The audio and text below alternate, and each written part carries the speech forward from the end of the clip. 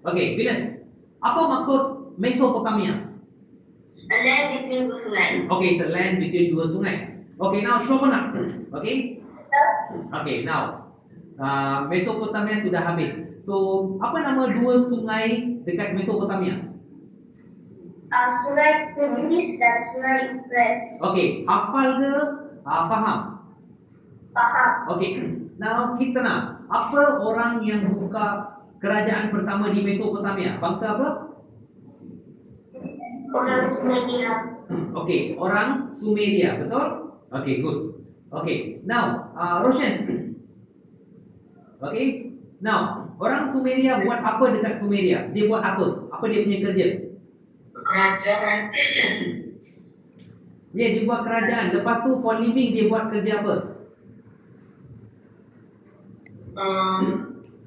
Okay, siapa boleh tolong? Buat. Dia buat apa? Ciri utama. No, apa kerja orang Sumeria? Apa orang Sumeria buat di tepi sungai itu? Okay, Ranvin, you try to answer. Right, takut. Dekat, okay, Venus. Pertanian. Okay, Ranvin. So, mereka buat pertanian, betul?